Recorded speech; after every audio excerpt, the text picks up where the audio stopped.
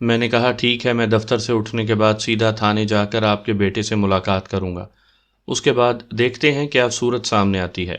یہ کیس آپ ہی کو ڈیل کرنا ہے بیگ صاحب، وہ اصراری لہجے میں بولی۔ میں نے کہا ٹھیک ہے، دیکھتا ہوں۔ وہ اپنی گولڈن چین والی رسٹ واچ پر نگاہ ڈالتے ہوئے بولی، آپ کب تک دفتر سے اٹھیں گے؟ میں نے کہا جب بھی فارغ ہو جاؤں، باہر انتظار گاہ میں بیٹھے ہوئے لوگوں کو نمٹانا ضروری ہے۔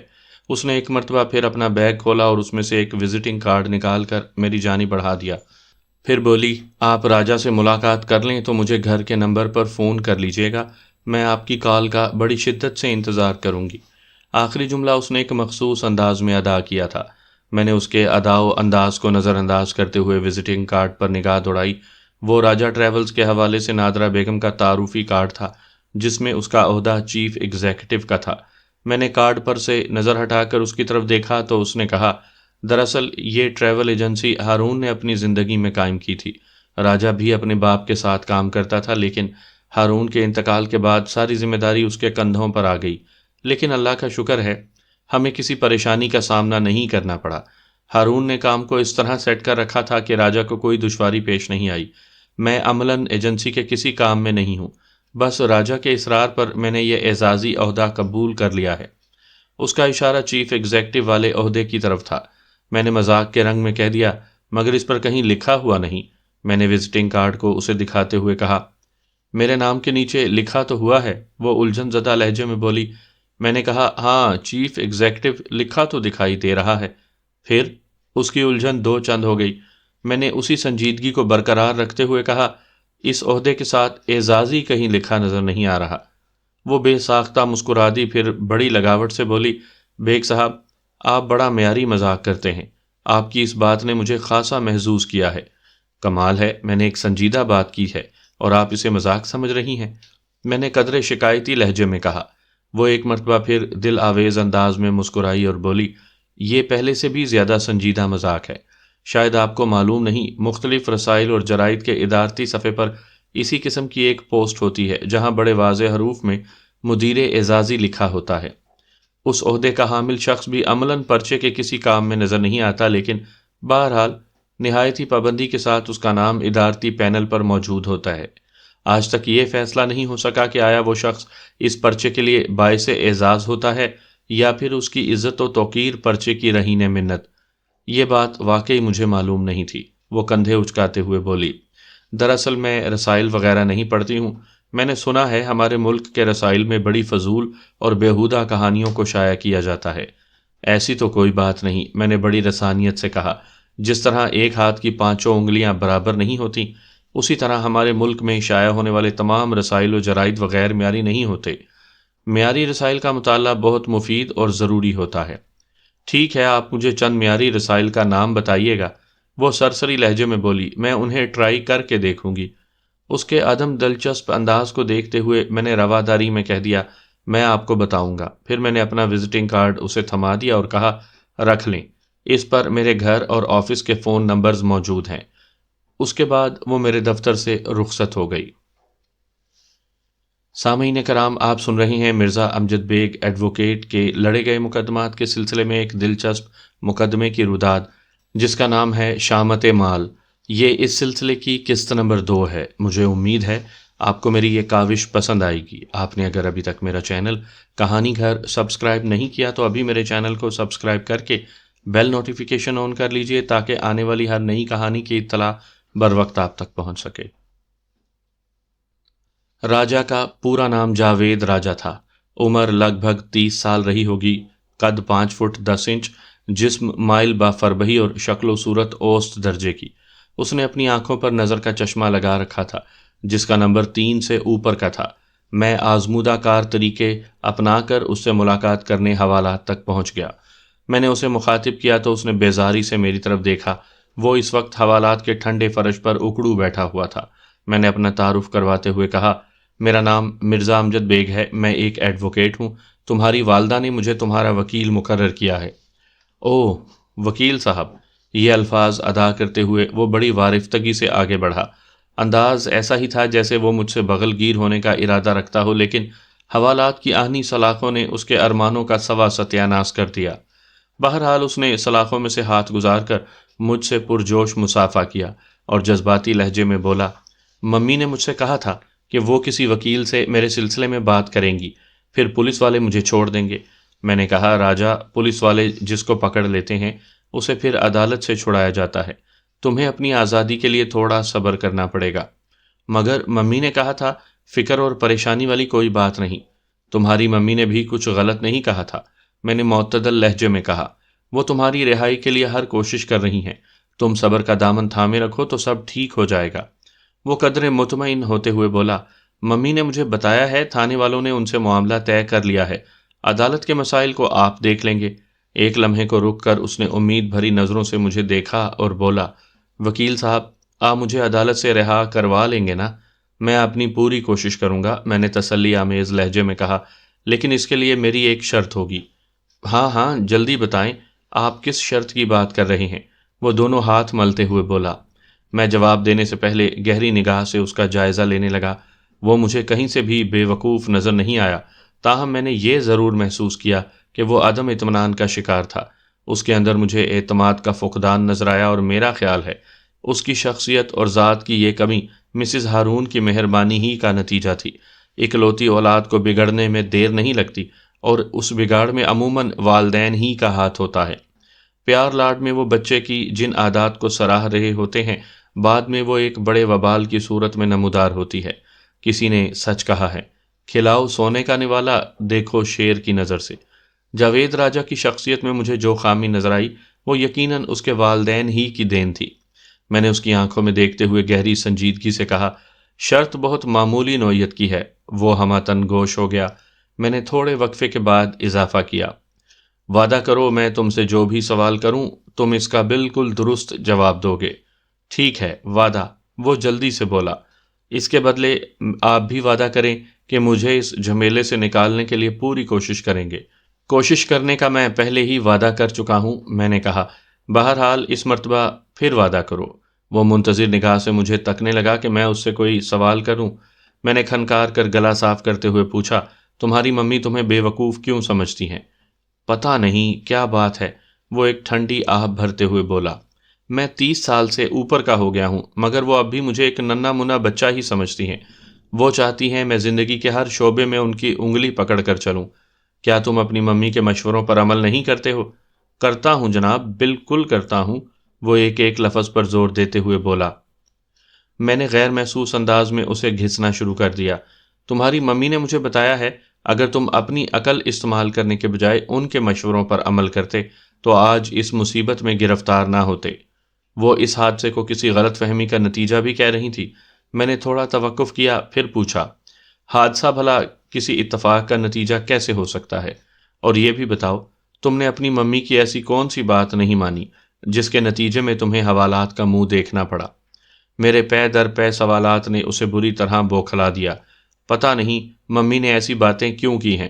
پھر وہ متذبذب لہجے میں بولا، ہو سکتا ہے ایسا ہی ہوا ہو، ممی غلط تو نہیں کہہ سکتی نا؟ میں تمہاری رائے جاننا چاہتا ہوں، میں نے اس کے چہرے پر نگاہ جماتے ہوئے کہا۔ نادرہ بیگم کی باتوں میں مجھے دروغ گوئی اور حقائق پوشی کی جھلک صاف نظر آتی تھی۔ جاوید راجہ سے میں اس قسم کے تنقیدی سوالات محض اس لیے کر رہا تھا کہ اس کیس کو پکڑنے سے پہلے اپنی تسلی کر لوں۔ ویسے ابھی تک میں یہ کیس لینے کے حق میں نہیں تھا۔ جاوید راجہ نے سوال کے جواب میں کہا، میرا خیال ہے ممی نے آپ کو جو کچھ بھی بتایا ہے وہ ٹھیک ہے، ان سے بڑا میرا کوئی خیر خواہ نہیں ہو سکتا۔ گویا زندگی کے معاملے میں تمہاری اپنی کوئی رائے نہیں ہے، میں نے قدرے سخت لہجے میں کہا۔ واقعی تم ابھی تک اپنی ممی کی انگلی پکڑ کر چل رہے ہو۔ وہ بے ساختہ اپنے دائیں ہاتھ کو گھورنے لگا۔ اس نے مذکورہ ہاتھ کی مٹھی بڑے ڈھیلے ڈھالے انداز میں بند کر رکھی تھی۔ یوں محسوس ہوتا تھا جیسے اس نے تصور میں اپنی ممی کی انگلی تھام رکھی ہو۔ میں نے اسے مخاطب کرتے ہوئے پوچھا، مسٹر جاوید راجہ، اس کا مطلب ہے گویا تم اپنے وعدے سے پھر رہے ہو؟ میں نے باخدا آپ سے کوئی غلط بیانی نہیں کی وکیل صاحب، وہ پریشان ہو کر ملتجیانہ انداز میں بولا۔ اوکے، میں نے سرسری انداز میں کہا، میں تمہاری بات کو ہی درست مان لیتا ہوں۔ پھر لمحاتی توقف کے بعد میں نے اضافہ کرتے ہوئے اس سے پوچھا، اب تم ذرا سوچ کر مجھے بتاؤ یہ حادثہ کیسے پیش آیا؟ ہم سر دست تمہاری ممی کے خیالات کا ذکر گول کر دیتے ہیں۔ ایک لمحے کی بھی سوچ بچار میں پڑے بغیر اس نے جلدی سے جواب دیا، میں گاڑی ڈرائیو کرتے ہوئے بالکل صحیح رخ پر جا رہا تھا کہ وہ اچانک سامنے آ گئی۔ میں نے اسے بچانے کی پوری کوشش کی، لیکن میں اس کوشش میں کامیاب نہ ہو سکا اور وہ حادثہ ہو گیا۔ میں نے پوچھا، وہ اچانک کہاں سے تمہارے سامنے آ گئی تھی؟ کیا وہ یکا یک آسمان سے ٹپکی تھی؟ وہ اندھا دھند دوڑتے ہوئے روڈ کراس کر رہی تھی، وہ بات کو نبھاتے ہوئے بولا۔ مجھے بس یوں محسوس ہوا تھا جیسے وہ اچانک ہی میری گاڑی کے سامنے آ گئی ہو۔ میں نے بدستور اس کی آنکھوں میں جھانکتے ہوئے کہا، اس سے تو یہی لگتا ہے کہ روبی اس حادثے کی ذمہ دار ہے، تمہارا کوئی قصور نہیں۔ میں نے بے خبری میں اس کی گھسائی جاری رکھی اور کہا، تمہاری جگہ اگر کوئی اور بھی گاڑی والا ہوتا تو روبی اسی طرح حادثے کا شکار ہو جاتی۔ بالکل بالکل، وہ جلدی سے بولا۔ پتہ نہیں لوگوں کو کیا ہو گیا ہے، انتہائی مصروف سڑکوں پر آنکھیں بند کر کے بھاگنے لگتے ہیں، اور جب کوئی حادثہ ہو جاتا ہے تو پولیس والے گاڑی کے مالک کو پکڑ کر تھانے میں بند کر دیتے ہیں۔ پتہ نہیں ہمارے ملک سے یہ اندھیر کب ختم ہوگا۔ بہت جلد یہ اندھیرا چھٹنے والا ہے، میں نے گمبھیر اور معنی خیز انداز میں کہا۔ اس کی سمجھ میں کچھ نہ آیا اور وہ ہونکوں کی طرح مجھے تکنے لگا۔ میں نے کرید اور ٹٹول کا عمل جاری رکھا اور کہا، mister Raja, I am sorry, تمہاری ممی کا ذکر کیے بغیر بات آگے بڑھ نہیں سکتی۔ حالانکہ تھوڑی دیر پہلے میں تم سے وعدہ کر چکا ہوں کہ تمہاری ممی کو فی الحال ہم ڈسکس نہیں کریں گے۔ کوئی بات نہیں وکیل صاحب، وہ میری بات پوری ہونے سے پہلے ہی بول پڑا۔ آپ ممی کا ذکر ضرور کریں، میری زندگی کا کوئی ایسا معاملہ نہیں جس میں ممی موجود نہ ہوں، وہ میرے لیے بہت اہم ہے۔ میں نے تائیدی انداز میں سر ہلایا اور پوچھا، تمہاری امی کی زبانی مجھے پتہ چلا ہے کہ بے ہوش ہونے سے پہلے ہسپتال میں روبی نے ڈاکٹر کو تمہارے اور گاڑی کے نمبر کے بارے میں بتا دیا تھا۔ اس سے تو یہی ظاہر ہوتا ہے کہ وہ تمہیں اچھی طرح جانتی ہے۔ جانے گی کیسے نہیں، وہ میری ایجنسی کی ایک معمولی ملازم ہے، اس نے گردن اکڑاتے ہوئے کہا۔ جاوید راجہ کے جواب نے مجھے بہت دور تک سوچنے پر مجبور کر دیا۔ اس کی ممی نے مجھے بتایا تھا کہ روبی کچھ عرصہ پہلے راجہ کی ٹریول ایجنسی میں کام کر چکی ہے۔ کام کر چکی ہے کا سیدھا سیدھا یہ مطلب نکلتا تھا کہ اب وہ وہاں ملازمت نہیں کرتی، مگر راجہ نے جس انداز میں جواب دیا تھا اس سے اندازہ ہوتا تھا کہ وہ تاحال ملازم ہے۔ اتنے بڑے تضاد سے یہی ظاہر ہوتا تھا کہ اس پورے معاملے میں حد سے زیادہ گڑبڑ پھیلی ہوئی تھی۔ میں نے ایسا انداز اختیار کیا کہ راجہ کو محسوس نہ ہو کہ میں اس معاملے کی تہہ میں اتر چکا ہوں۔ جاوید، ایک بات میری سمجھ میں نہیں آ رہی، میں نے الجھن زدہ لہجے میں کہا۔ تمہاری ممی کا کہنا ہے روبی نے کچھ عرصہ پہلے تمہاری ایجنسی کی ملازمت چھوڑ دی تھی، لیکن تم بتا رہے ہو وہ تمہاری ایجنسی کی ایک معمولی ملازم ہے۔ اس کے چہرے پر الجھن کے آثار نمودار ہوئے۔ وہ تامل کرتے ہوئے بولا، کیا واقعی ممی نے یہ بات کی ہے؟ تو کیا میں تم سے جھوٹ بولوں گا؟ میں نے بدستور اس کی آنکھوں میں گھورتے ہوئے کہا۔ وہ نگاہ چرا کر دوسری طرف دیکھنے لگا، پھر اپنی پیشانی کو مسلتے ہوئے بیزاری سے بولا، پتہ نہیں میرے دماغ کو کیا ہو گیا ہے، ابھی 1 ماہ پہلے ہی تو میں نے اسے ملازمت سے نکال دیا تھا۔ شاید اس واقعے نے میری یادداشت کو بھی متاثر کیا ہے، ورنہ تمہاری ممی غلط نہیں ہو سکتی، میں نے قطع کلامی کرتے ہوئے کہا۔ اگر انہوں نے کہا ہے روبی کچھ عرصہ پہلے ایجنسی کی ملازمت چھوڑ چکی ہے تو یہی بات درست ہے نا؟ جی ہاں، وہ اضطراری لہجے میں بولا، بالکل یہی بات ہے۔ اب اس میں کسی شک و شبے کی گنجائش باقی نہیں رہی تھی کہ وہ حادثہ ایک سوچی سمجھی سازش کے تحت پیش آیا تھا، اور اس سازش کے بنیادی کردار جاوید راجہ اور اس کی ڈیئرسٹ ممی نادرہ بیگم تھے۔ یہ حقیقت کھل جانے کے بعد تو سوال ہی پیدا نہیں ہوتا تھا کہ میں راجہ کو بچانے کے لیے اس کیس میں ہاتھ ڈالتا۔ تاہم میں نے راجہ کی تسلی کے لیے محض اتنا کہہ دیا، تم آرام سے اس حوالات میں یہ رات تو گزار لو، صبح اللہ بہتر کرے گا۔ وہ ناک چڑھاتے ہوئے بولا، یہاں آرام اور سکون کا تو سوال ہی پیدا نہیں ہوتا، مجھے نہیں امید کہ میں آج رات ایک پل کے لیے بھی سو سکوں گا۔ کوئی بات نہیں راجہ، میں نے سمجھانے والے انداز میں کہا، دکھ اور پریشانی بھی زندگی کا ایک روپ ہے، اسے ہنسی خوشی ویلکم کہنا چاہیے۔ لگتا ہے تمہاری پوری زندگی راحتوں اور آسائشوں میں گزری ہے۔ وہ برا سا منہ بناتے ہوئے بولا، یہ میری لائف کا پہلا اپ سیٹ ہے۔ فکر نہ کرو، میں نے تسلی آمیز لہجے میں کہا، اس اپ سیٹ کے بعد تمہاری لائف بالکل سیٹ ہو جائے گی۔ تمہاری ممی سیٹ اپ بنانے کی پوری کوشش کر رہی ہیں۔ وہ سمجھا شاید میں اس کی ممی کی جد و جہد کو سراہ رہا ہوں۔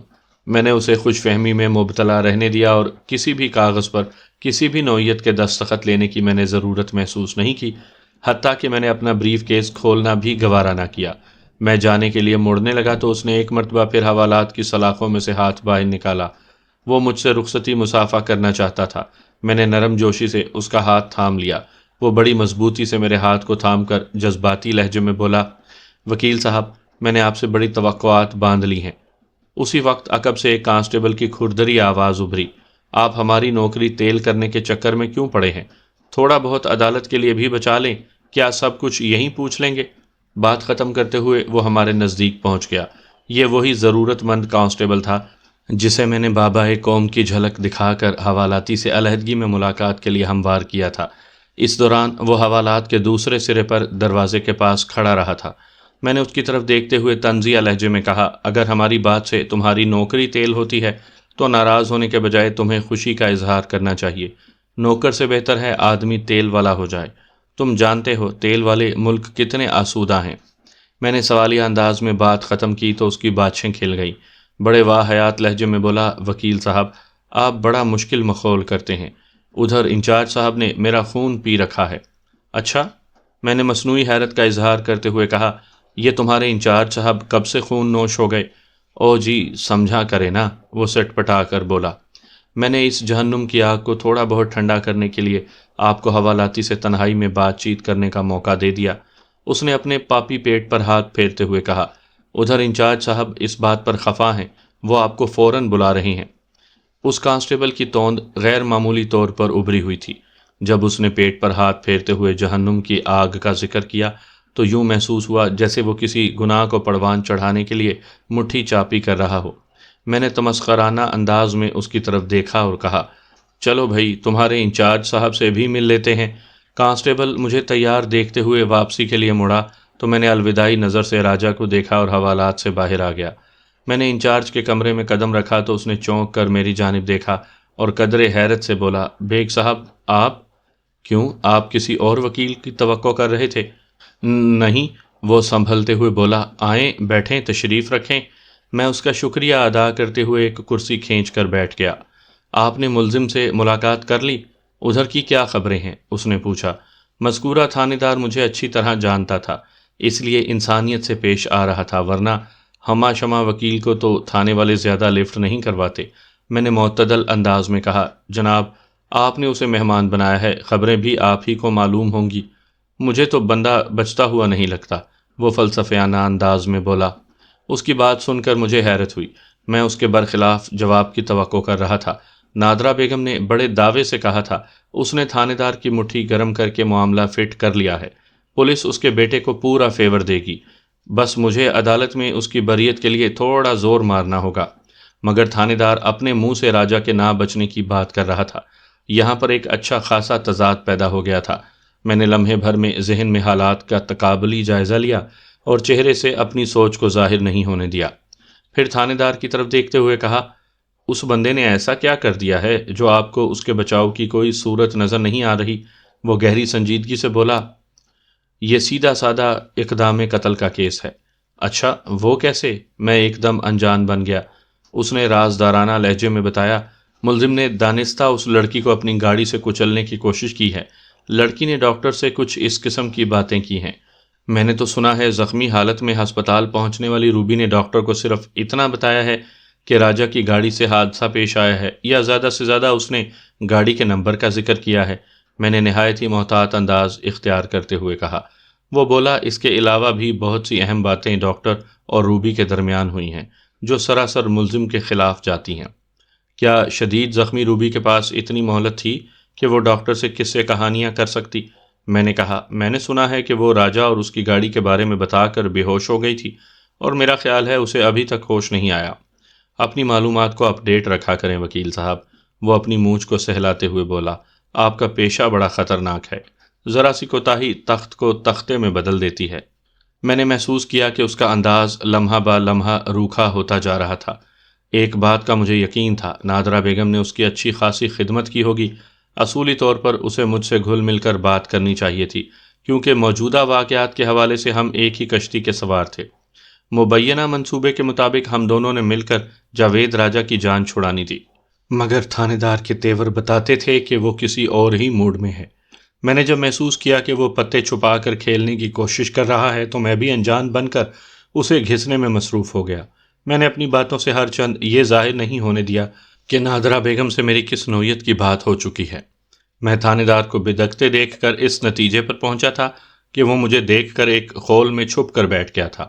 میری جگہ اگر کوئی رنگ روٹ ہوتا تو وہ اس سے کھل کر بات کر سکتا تھا۔ میری پیشہ ورانہ کامیابیوں سے اکثر لوگ خائف رہتے تھے، اور خاص طور پر پولیس والے تو میرے سامنے زبان کھولتے ہوئے 1000 بار سوچتے تھے۔ ان کا مشترکہ خیال یہ تھا کہ میں معمولی سی بات پر کیس کا پانسا پلٹ سکتا ہوں۔ اس تھانے دار کی مجبوری کو مجھ سے زیادہ اور کوئی نہیں سمجھ سکتا تھا۔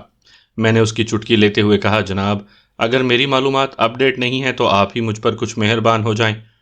آپ اگر مجھے اس سلسلے میں کچھ بتا دیں گے تو کوئی قیامت نہیں آ جائے گی۔